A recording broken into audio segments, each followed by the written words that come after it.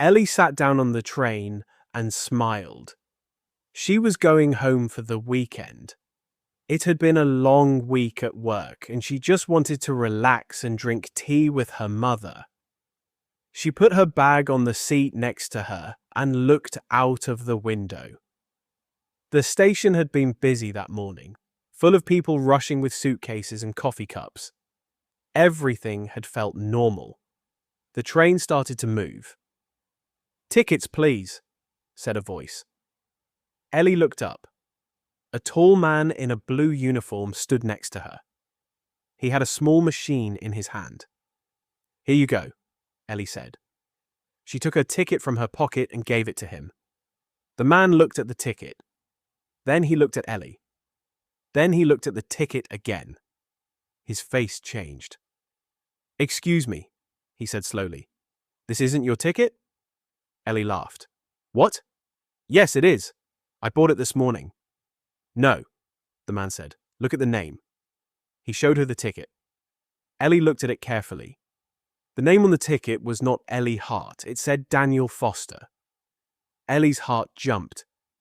That's not my name," she said quietly. "I don't understand." "Can I see your bag, please?" the man asked. Ellie opened her bag. Inside, everything looked strange. There was a laptop she didn't recognize. There was a black notebook.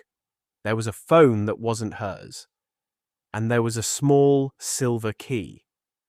"This isn't my bag," Ellie said. Her voice was shaking now. "Oh no, no, no." She looked around the train as if the answer was somewhere in the air. Other passengers turned to look at her.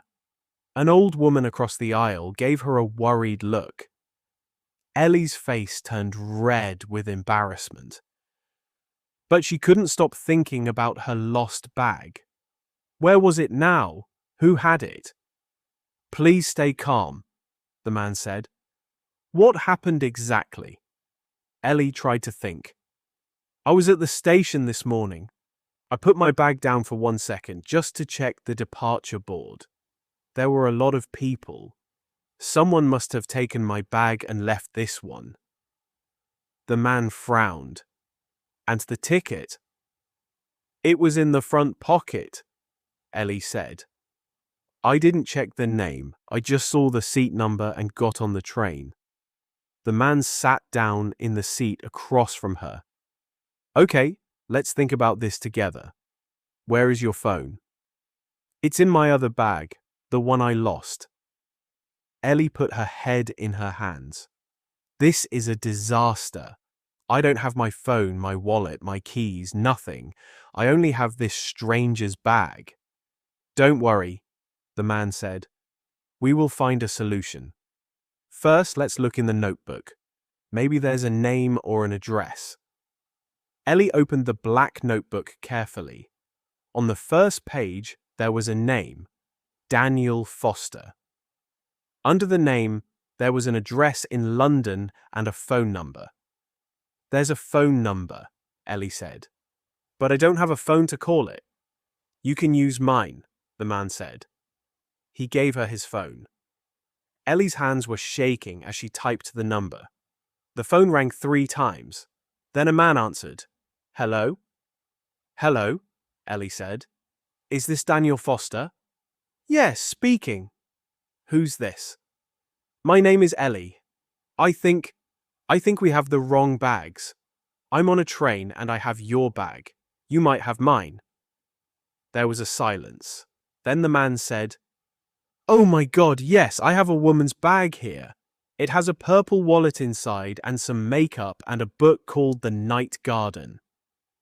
Ellie felt relief for the first time in 10 minutes. "Yes, that's my bag." "Thank goodness. Where are you?" Daniel asked. "I'm still at the station. I didn't leave yet. My train was delayed. I'm on the 10:15 train to Manchester," Ellie said. "I'm already moving.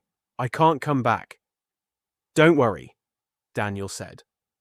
"I have an idea. What's the next stop?"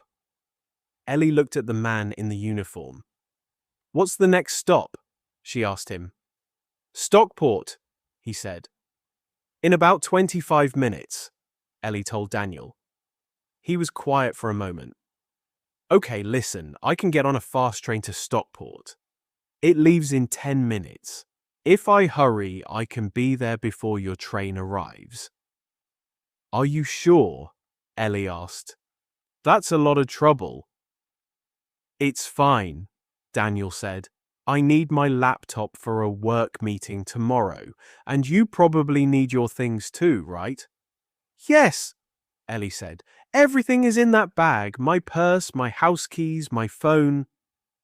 Then let's meet at Stockport Station, Daniel said. I'll wait for you at the main entrance. What do you look like? I have brown hair and I'm wearing a green coat, Ellie said. And I'll be carrying your bag, obviously. Daniel laughed. Okay, good. I'm wearing a grey jacket and I have short black hair. See you soon. Ellie said goodbye and gave the phone back to the train worker. Well, he said, smiling now, it looks like you found a solution. Thank you for your help, Ellie said. I was really panicking. That's normal, he said, but everything is okay now. I need to check the other passengers, but let me know if you need anything. He walked away, and Ellie looked out of the window. The green fields moved past quickly. She felt much better now, but she was still nervous. What if Daniel didn't arrive in time? What if she went to Manchester with a stranger's bag and he went home with hers? She opened the black notebook again. This time she read more carefully. It was full of notes about a new business. Daniel was planning to open a small coffee shop. There were drawings of tables and chairs and a list of coffee names. Ellie smiled. It seemed like a nice plan. 20 minutes later, the train started to slow down. We are now arriving at Stockport, said a voice on the speaker. Ellie stood up. Her heart was beating fast again, but this time it wasn't panic. It was excitement. She walked to the train doors with the bag in her hand. The train stopped and the doors opened. Ellie stepped onto the platform and looked around. There were many people, but she didn't see anyone in a grey jacket. She walked towards the main entrance, just like Daniel said. And there, standing near the ticket machines, was a man with short black hair and a grey jacket. He was holding a purple bag. Daniel, Ellie called out. He turned around and smiled. Ellie, thank God you made it. They walked towards each other. Ellie gave him his black bag and he gave her the purple one. Let me check, Ellie said. She opened the bag quickly. Her purse was there, her keys were there, her phone was there, and her book too. Yes, everything is here. Thank you so much. Thank you too, Daniel said. I really needed that laptop. Your bag actually smells like coffee, by the way. Very appropriate. Ellie laughed. I saw your notebook. Are you really opening a coffee shop? Daniel looked surprised, then smiled. Yes, next month actually, in London. That's exciting, Ellie said. Good luck with it. Thanks, Daniel said. He looked at his watch. I should go. I need to catch a train back, but it was nice to meet you, Ellie, in a strange way.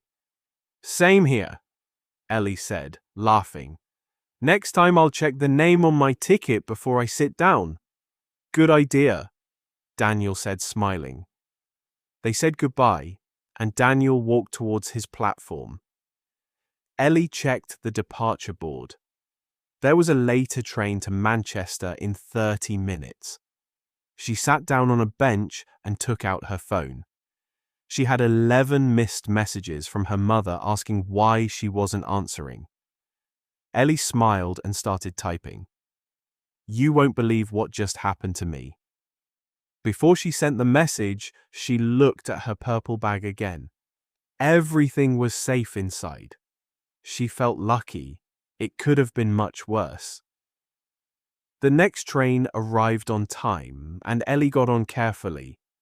This time, she checked the seat number twice and looked at her own ticket for a long moment. It really did say Ellie Hart. As the train left Stockport, Ellie thought about Daniel and his new coffee shop.